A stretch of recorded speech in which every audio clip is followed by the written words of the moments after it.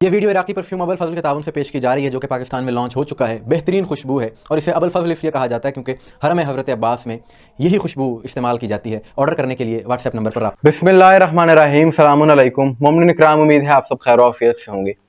ایک ویڈیو جو کہ اس وقت سوشل میڈیا پر بہت زیادہ وائرل ہے، جسے شیئر کیا جا رہا ہے اور جس کی وجہ سے طرح طرح کی لوگ باتیں کر رہے ہیں کہ ایک خاتون صحافی ہے اور اس نے جو بات کی ہے سمجھ سے بالاتر ہے کہ اس نے یہ بات کیوں کی۔ اس بات کا کوئی تک نہیں بنتا تھا، کوئی جواب نہیں بنتا تھا۔ جو سوال کیا گیا دور دور تک اس جواب سے کوئی تعلق نہیں تھا اس سوال کا۔ بہرحال کچھ لوگوں کو اسلامی ٹچ دینے کا بڑا شوق ہوتا ہے ہر بات میں، اپنے آپ کو بڑا مذہبی اور دیندار ظاہر کرنے کے لیے۔ اور یہ جو خاتون صحافی ہیں، ان کی وجہ شہرت یہ بھی بنی کہ گزشتہ دنوں جب سیلاب آئے لاہور کی ایک سوسائٹی میں تو انہوں نے کہا جی میرا وہاں پر گھر ہے۔ بعد میں پتہ چلا قصہ مختصر یہ گھر ان کا نہیں تھا، کرائے کا تھا۔ بہرحال ہمارا وہ کوئی کنسرن نہیں ہے، لیکن جب بات اہل بیت کی ہوگی اور اس کی وجہ سے ایک منفی سوچ معاشرے میں جائے گی اور ایک غلط تاثر جائے گا تو پھر اس پر بات کرنا اور غلط کو غلط کہنا بے حد ضروری ہو جاتا ہے۔ کہ خاتون صحافی سے پروگرام میں کسی نے سوال کیا کہ آپ پردہ کیوں نہیں کرتی، دوپٹہ کیوں نہیں اوڑھتی، تو اس نے جواب میں یہ کہا کہ میں پہلے پردہ کرتی تھی، کسی لڑکے نے مجھے چھیڑا اور میں نے اس کے منہ پر یا علی مدد کہہ کر زور سے تھپڑ مارا اور اس کے 2 دانت توڑ دیے۔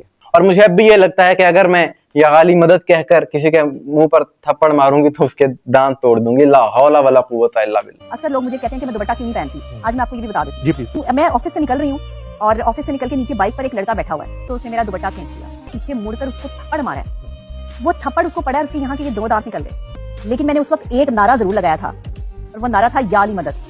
اور میں آج بھی یا علی مدد کہہ کے جس کو تھپڑ مار دوں نا، میں اس کے منہ کا زاویہ بدل دوں۔ یہ کیا باتیں کی جا رہی ہیں کہ سوال پردے کا ہوا ہے، پردہ نہ کرنے کا ہوا ہے، اور جواب میں جی میں نے یا علی مدد کہہ کر اس کے دانت توڑ دیے۔ یا علی مدد اگر کہا ہے تو پھر تقاضا اسلام کا یہ ہے، یا علی کہنے کا تقاضا یہ ہے کہ جو علی نے کہا ہے اس پر بھی پھر عمل کیا جائے۔ یہ نہیں ہے کہ کھلے سر اور یا علی مدد دانت توڑنے کے لیے یا قبضے چھڑوانے کے لیے نہیں ہے۔ کوئی فائدہ نہیں اس یا علی کہنے کا، علماء سے تصدیق کر لیجئے چاہے جس سے مرضی، کہ میں یا علی تو کہوں لیکن عمل ایسا کروں جس سے مولا علی کا دل دکھے۔